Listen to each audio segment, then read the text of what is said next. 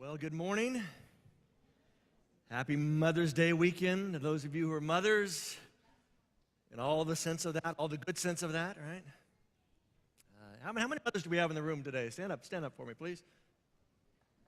Stand up, please. Stand up, yeah. Way to go, mothers, yeah.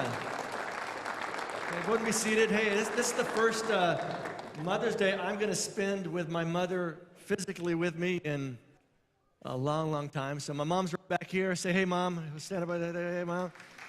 All right. Good to have you with us. It's, normally I call her on the phone, and she's out doing something, so I catch up with her later Sunday night. But it's good to have her. Hey, it's great to be back with you all. Thanks, Pastor Jason, for doing this last series. Great series, but had a little bit of vacation in there. And sorry, I got my vacation before you did this year. How many of you have vacations planned for the summer? How many? Raise your hand. How many wish you had a vacation plan, but it's just not going to work for you this year? Yeah, I see a few of you, yeah. There's just something about this whole idea of, taking rest and taking a break, and we know we need it, but how do we get there? And we're kicking off a brand new series today called Seeking the Elusive R&R, because it seems so elusive, doesn't it? In fact, I love how a guy named Scott McKnight, who's an author, a Christian theologian, he puts it this way. He says, we are hyper-entertained and yet always bored. We're always connected, yet perpetually lonely. We're always busy, overwhelmed, and exhausted, even while we feel we're still falling behind. That seem like an accurate picture to you? I mean, we feel like we're pushed and we're pulled and we're prodded and we're busy and our lives are just hectic, and we wonder how we're going to take care of this and how we're going to fit that in, how we're going to pay for that, and all this other stuff gets thrown in there. I mean, the crazy thing, like I said, I just got back from 2 weeks vacation. By the way, that 2 weeks is the sweet spot. 1 week vacations are a waste, right? Because it takes you about 2 days to wind down, right? Takes you about 2 days to get wound up to go back to work, right? Which leaves you with not enough time, all right? So take 2 weeks vacation. That's my recommendation to you. That's my prescription for you today as your doctor, so take that forward, all right? But we're on this vacation, and you know what? Every time we stopped, every time we got to a hotel, we got to a restaurant, we were with a small group of folks, 16 of us traveling around Morocco. Every time we stopped, you know what the number one question was from the group? What's the Wi-Fi password? We're in this exotic country. It's beautiful. It's crazy. It's much different than we imagine. And every time we get someplace, it just speaks to how busy and crazy and hectic, how much our lives are just like Dr. McKnight describes. How much is so much. And so I have an observation as we kick off this new series, and it's simply this.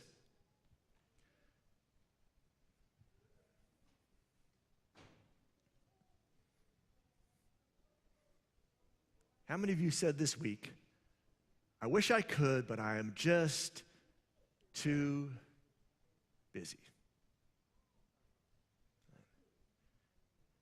I ought to be there, but I can't. And there's something about our business that makes us feel good. We feel our best when we're our busiest because then we feel like we have some value. I mean, how many of you, let's be honest, hopefully your employer is not here today, but how many of you have ever simply looked busy so you looked busy?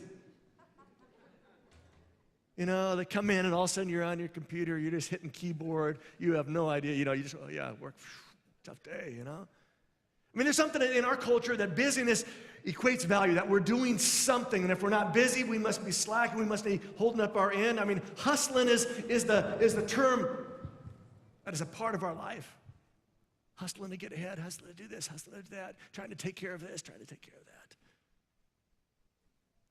And we wear this thing proudly. It's a badge of honor. Because if I'm busy, I must be important. Because if I'm busy, they can't do without me.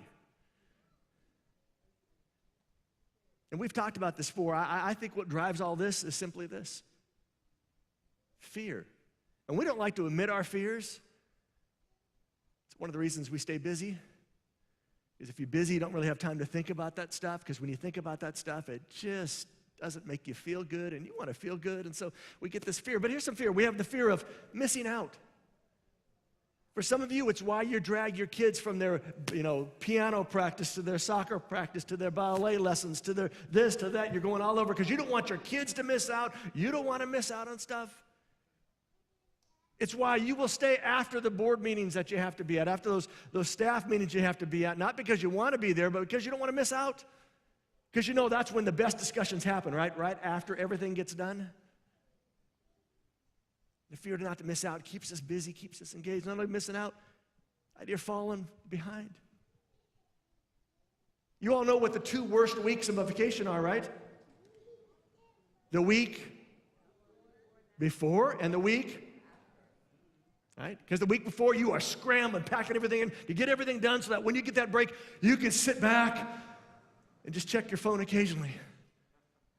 And then you get back and you find out nothing's been done, or they didn't know how to do stuff, so it just piled up, and it's like, and we have this fear of falling behind, so I stay engaged. I've heard people talk about it. On vacations, I answer all my emails, I answer all this stuff, not because I feel like I need to, that it's gonna help my break, it's just that I don't want to get back.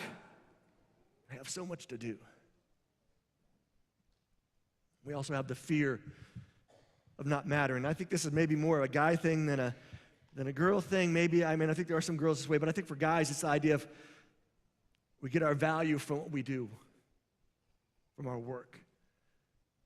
Be able to say, I work hard, and convince myself because I stay so busy that I work hard.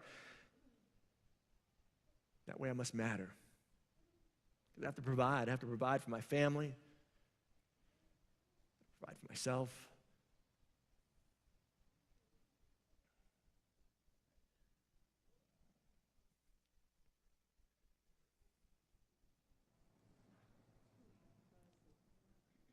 And it's an idol that we bow down to every night when we drag ourselves to bed. We feel our best when we are literally exhausted and we can't go anymore. We feel our best when the ones we love the most, we see the least. Because exhaustion is the thing. You think about it. We honor those people at our work who are always there. The person who has never taken a sick day their whole career. The person that takes all the overtime. The person that is consistent, that is constant, that always just puts their head down and does the work no matter what. They come in when they're sick, when they're not feeling good. They come in when something has to be done. We honor all of those things.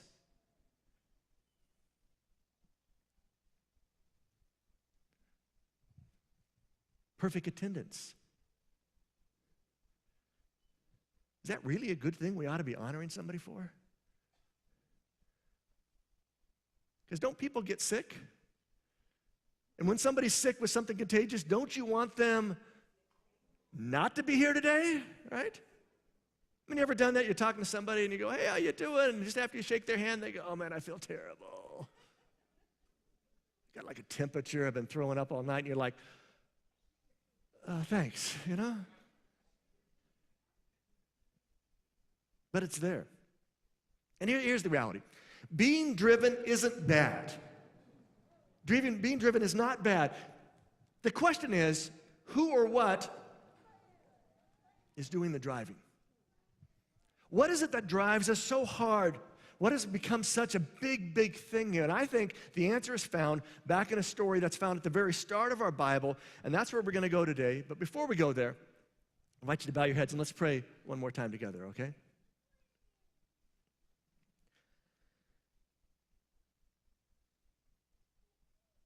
Lord, I thank you for rest and relaxation. But I also recognize how elusive it is for me at times. And a lot of the reason it's elusive is because I just don't want to follow directions. I know I need to exercise more or eat healthier. I know I need to come home from the office earlier.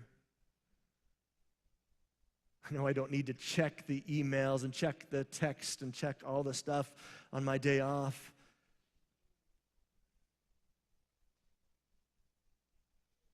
But there's something inside of me that resists that. And I recognize at times I am like a little child who needs a nap, but just fights it to the very bitter end. The thing I need most is the thing I resist the most, because honestly, it makes me feel like I'm not doing enough. And Father, I just ask that today as we look together at the story from the very beginning of this thing we call our Bibles, that you would remind us again of how this all started and where we started at with you, and where we can even find ourselves today. That our value is not in our busyness. Our value is in simply being your child and accepting that you love us. Whether or not, in spite of, fully, because you just do and because we are your child. So use this old recounting of what happened at the very beginning to remind us again of where we can get back to maybe a new beginning. In your name, amen.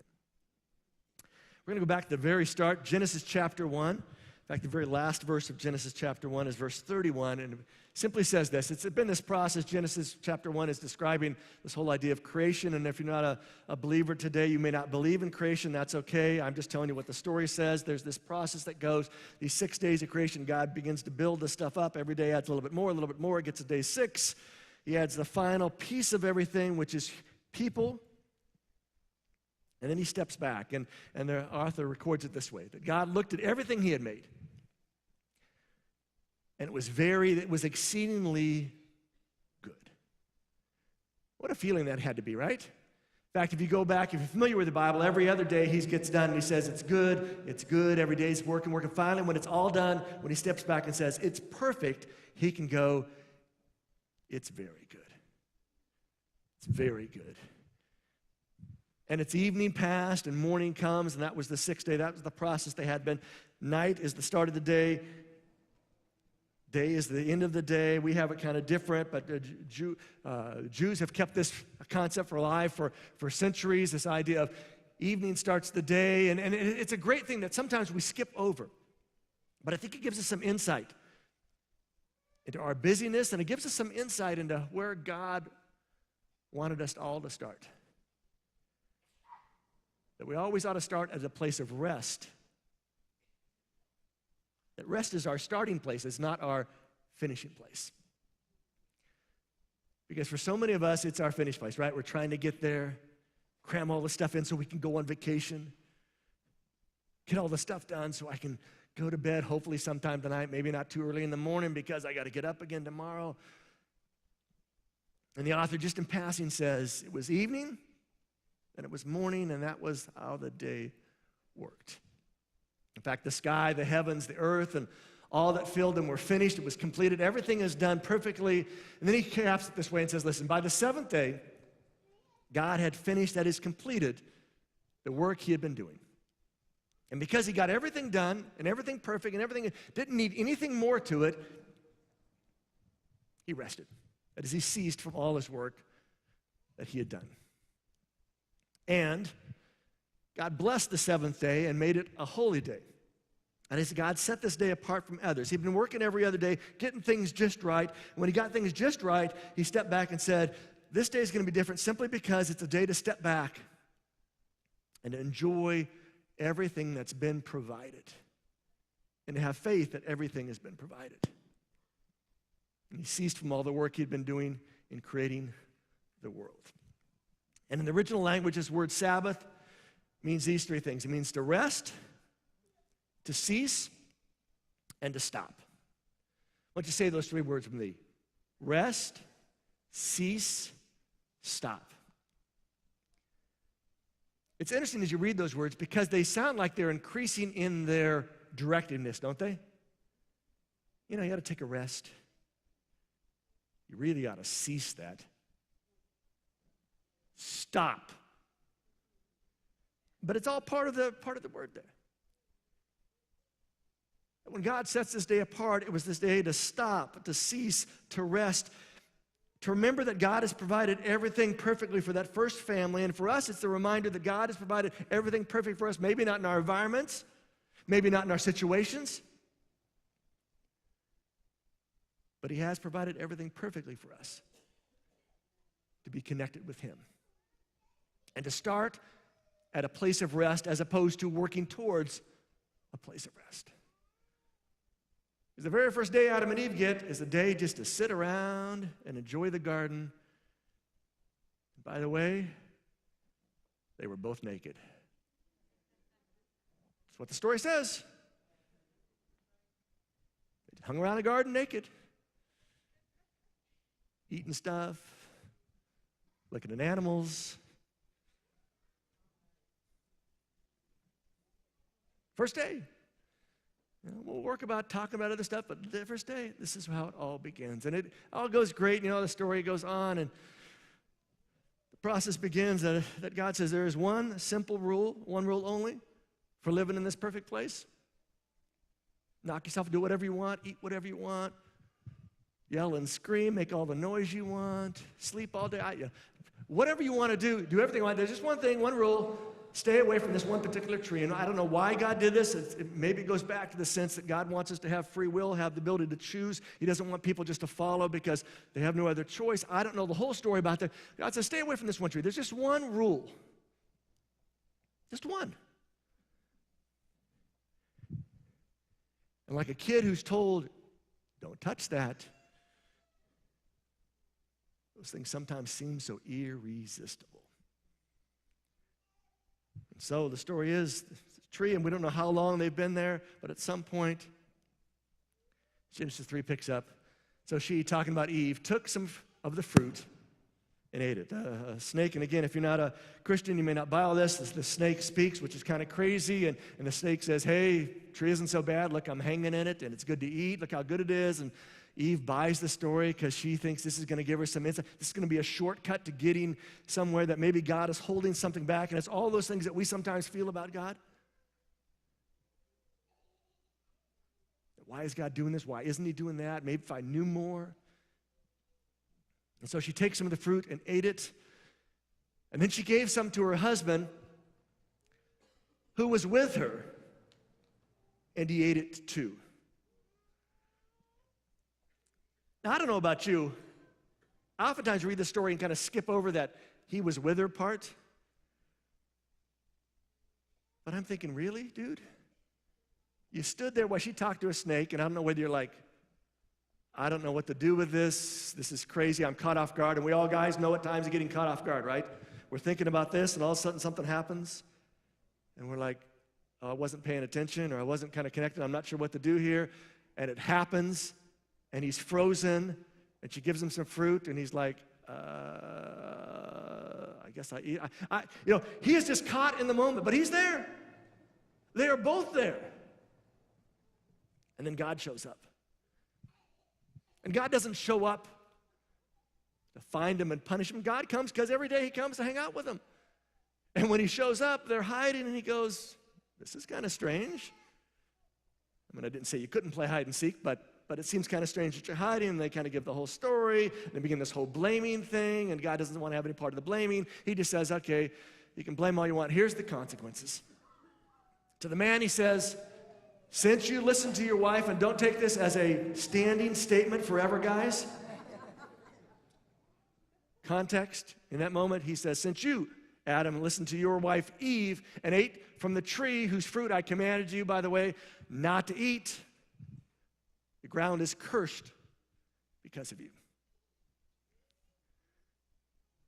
And it reminds us again that there are always consequences to dumb choices, aren't there? Always consequences to doing something stupid. Always consequences to say, not following through with what we're told. There's a payment there, and He says the ground's cursed to you, your life In your life, you will struggle to scratch out a living from it. And some of us know the experience of scratching out a living, right? It will grow thorns and thistles for you, though you will eat of its grain. It's going to be tough. And by the sweat of your brow, you will have food to eat until you return to the ground from which you're made. And right there, I believe, we find the source of why business is so attractive to us and why we stay so busy. It's almost like when Adam has this happen to himself, when he hears the consequences of listening to his wife, and that's not the takeaway point, guys, right? But he hears the consequences of that, of following them, of not doing anything, not stopping this. He does it as well, that he goes, you know what? If this is how it's going to be hard work, then it's going to be hard work, and I'm just going to push. I'm going to fight that hard work. I'm going to prove myself by dealing with it. Which brings me back to some observations. Number one, we equate hard work with our value. Right? You work hard, you feel good about you've done something. There's been this payoff. And somewhere along the line, and I think it started early, we have begun to create hard work with our value. And so if I'm working hard, I have some value. I bring something to the table. In reality, it is the cost of the fall, so we pay our part. And if you think that's maybe too deep or you're not quite sure of that, simply put, it's this way. That when we work for it, it feels good, right? Work makes us feel good because we've done something and we've contributed and we've been busy, and thus we've got this thing for us.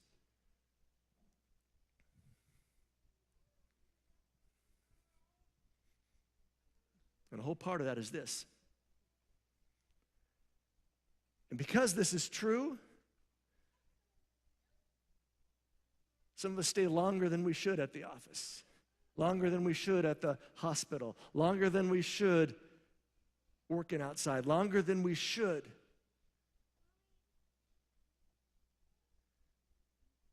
Because we like to feel good.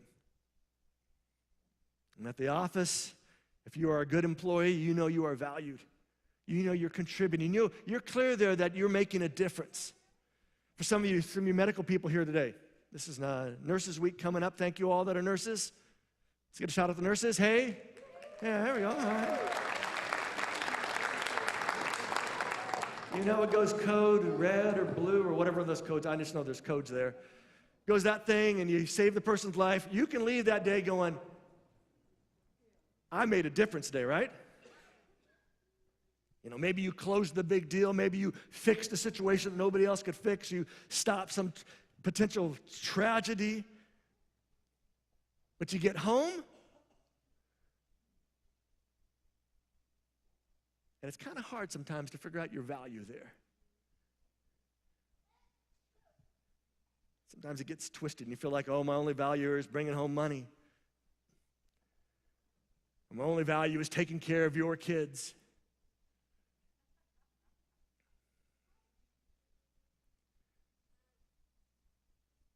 And because it's hard to find our consistent value, to see the reason we're needed there,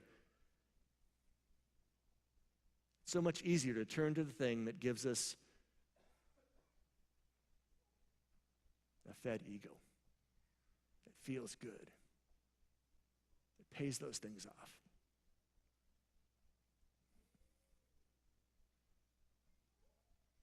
And the tragedy of it all is this. That's something or someone's gets the short stick. And I don't know where this saying came from, the short stick, but I just know the short stick is not a good stick to have. Maybe somebody can Google that and tell me later where the short stick came from. But anyway, right? The short stick is the bad stick to have. It means it came on the losing end. And it's crazy how so often we even pray about this. God, take care of, the stuff at home because I'm just so busy at work. When maybe we should be saying, God, take care of the stuff at work because I just need to be at home more. Not all the time, but more. And this push to busyness, this push to find that elusive rest and relaxation, drives us to do crazy stuff. Some of you, maybe this summer, will go on vacation. And maybe it's been a few years since you've had a vacation. Haven't been able to afford it, scrambling too much, too many bills, too much stuff. You got this with the kids and that with this and that. But this year you're going to make it up to everybody, because that's the language we use, right? I'm going to make it up to you. Haven't seen you, by the way. You have really grown since the last time I've seen you. But hey, we're going to go someplace special. In fact, I'm going to take out a loan to go someplace special,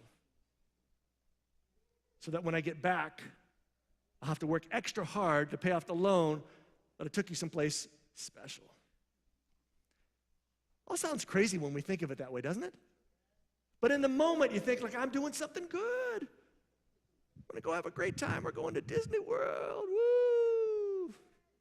The whole time you're on the ride, I'm checking my stuff, right? Oh, yeah, I see you, you know. Eat some Mickey Mouse ears, eat some more candy canes and stuff, you know. You'll be happy.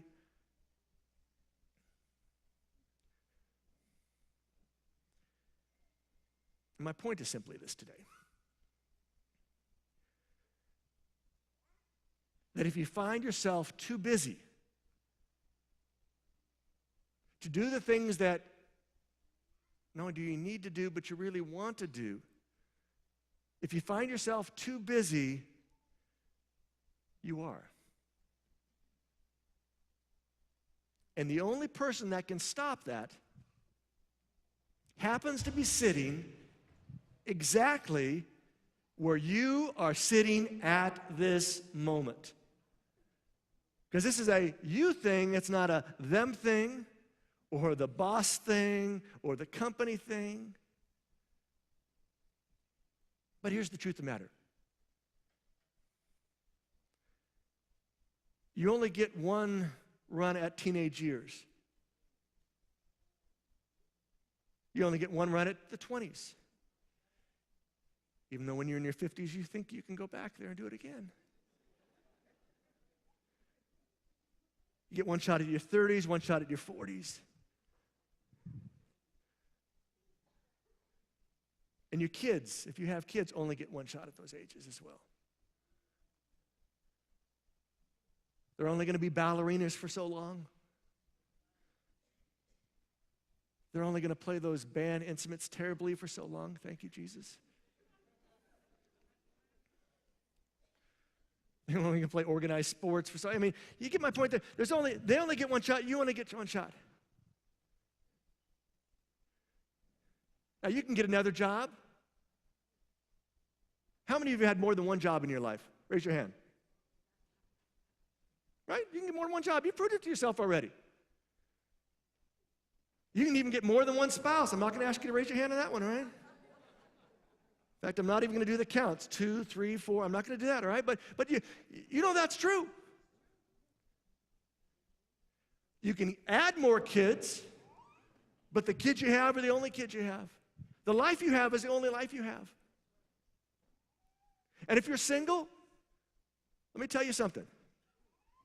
You have the most freedom and the most amount of time you will ever have in your life right now.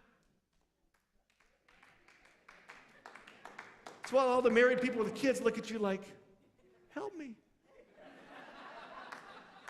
We wish there was a time bank that we could exchange it, you know, that can I use some of yours? But that doesn't happen.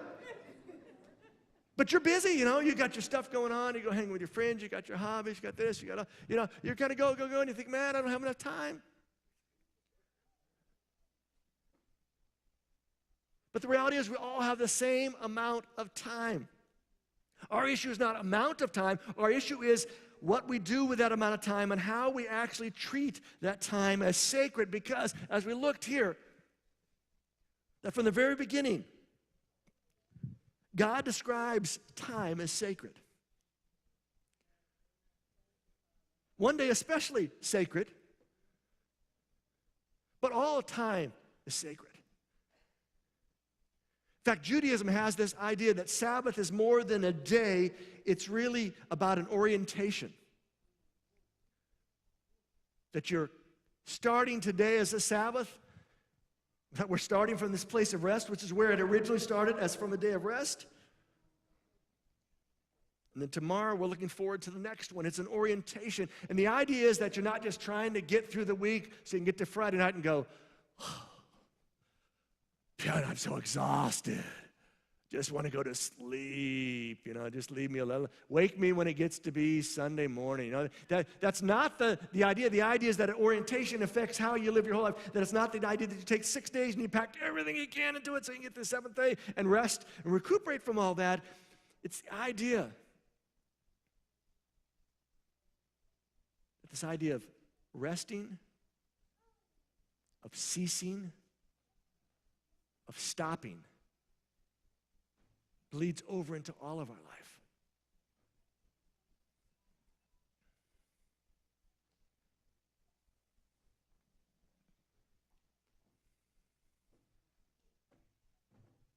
Every day.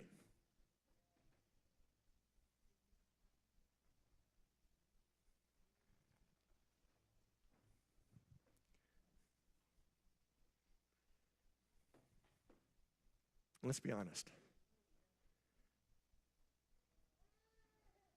A lot of us do the wrong thing for the right reason. Because I have to provide for my family, and that's an honorable, good thing. But I can't tell you how many people I have talked to over the course of my ministry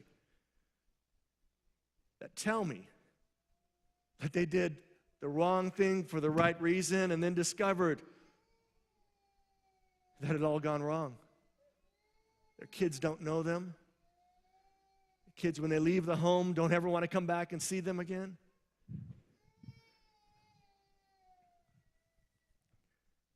That you only get one shot at this thing called life, and we think, I can catch up later, I can put it now. And that's not to say there aren't seasons of life, all right? I mean, anybody that's ever lived has gone through seasons of life where you're just going to have to put your head down and drive through this. That's just a part of life. But our problem is not that this is a season. Our problem is our seasons become our years. And our years become multiple years. And it's no longer the exception that just for this few months we're going to do this. It's now become just how it happens because I got all this. I mean, the kid's got to have orthodontia. The kid's got to have a trombone. He doesn't even like trombone, but he's got to have it. He's got to have all the sports equipment that she needs. Got to get her hair done. Get a haircut like me and fix it all, right? But it's all this stuff, and we think we have to provide all this stuff, and all that stuff drives us to spend time at the places we really don't want to be, but doing the stuff so that we can provide for the people at home that we hardly ever see, and that's really got to change. And on this Mother's Day weekend, as a father who has raised 2 boys, and even today regrets the amount of time that I put my holy work, because I'm a pastor, above time going to their games, their events. Staying at the office late simply because I'm busy.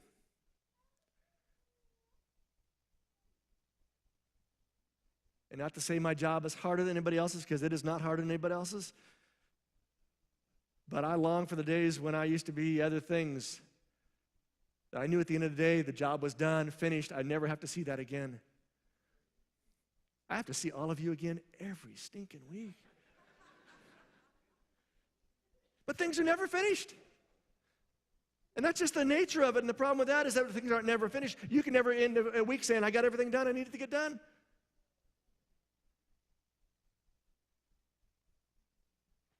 And this is not about getting your act together. This is simply about honestly asking yourself,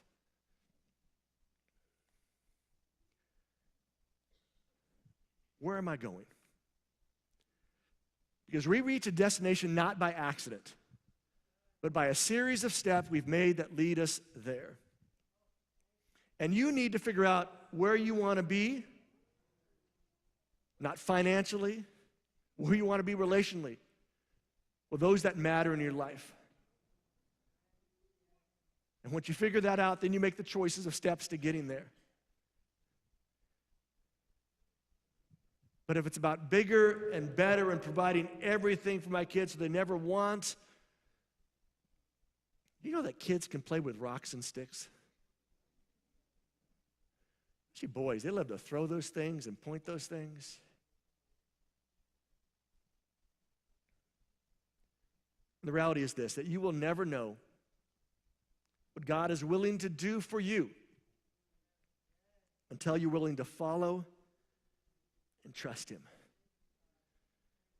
And that's part of this whole Sabbath idea, that it's more than just a day. It's about entering into this idea of, I'm going to follow what He said because that's what it means to be a Christian. I'm a follower of Jesus. But it's about trusting Him. Because when He started this, everything was provided. Lots of years later, when He brings the children of Israel out of Egypt out of 400 years of slavery, before He gives them the 10 Commandments, before they even know anything about the Sabbath idea, He begins to prove, because they need food, they're out in the middle of a desert. He begins to provide food for them every single day. He says, you get enough each day for that day, no more. And if you sneak some, it has maggots the next day. We know that because some people tried to sneak some, and they had maggots the next day, right? But He gets to Friday, and He says, today, go get a double portion, because tomorrow you don't have to go out and get anything, because you're going to have enough today. This stuff is actually going to last. You'll have leftovers. First time they ever knew this thing was leftovers. And even then, some of them went out on Saturday morning to see if there's any more food out there. We know that because they tried that, and they were told, don't. Trust me. I'm there to provide everything you need.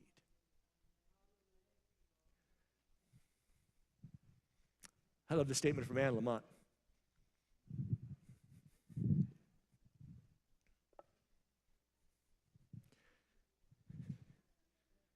And what would happen? What would happen if you just tried for the next 3 weeks? Just 3 weeks. On one day out of the week, and let's say today, because today seems like a good day to give an experiment of this. If on this one day for the next 3 weeks, you just unplugged. If you need to send out an email on Friday saying, I'm not going to be available tomorrow, knock yourself out, all right? But I challenge you. Try unplugging for the next 3 Saturdays. Turn off the stuff and just see what that added space in your life does for your life. Hope you come back next week. We're going to talk about, Jesus even talks about taking a vacation. We're going to look at that next week.